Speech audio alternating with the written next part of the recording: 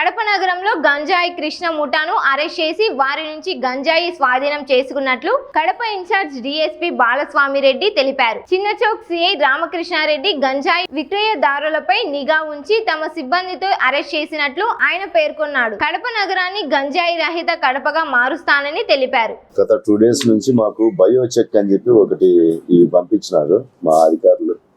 వీటి ద్వారా మనం గంజాయి కన్జంప్షన్ చేసిన వాళ్ళను మనం ఐడెంటిఫై చేయొచ్చు.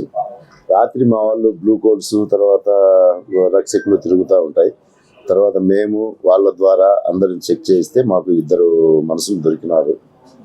ఈ బయో చెక్ చేయించినప్పుడు వాళ్ళ యూరిన్ డ్రాప్ను దీనిపైన వేస్తే కనుక ఒక్కటే స్ట్రైప్ వస్తే అతను గంజాయి వాడినట్లు, ఒకటి కాకుండా మల్టిపుల్ స్ట్రైప్స్ వస్తే అతను గంజాయి వాడనట్లు. ఆ విధంగా మేము ఇద్దరు వ్యక్తులను అరెస్ట్ చేసినాము. వాళ్ళను విచారిస్తే కనుక వాళ్ళు గంజాయి ఎవరు సప్లై చేస్తున్నారో చెప్పినాడు. అతన్ని కూడా అరెస్ట్ చేసినాము.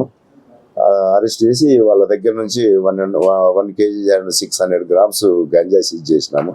దానిపైన FIR కట్టి ఇంకా విచారిస్తున్నాము.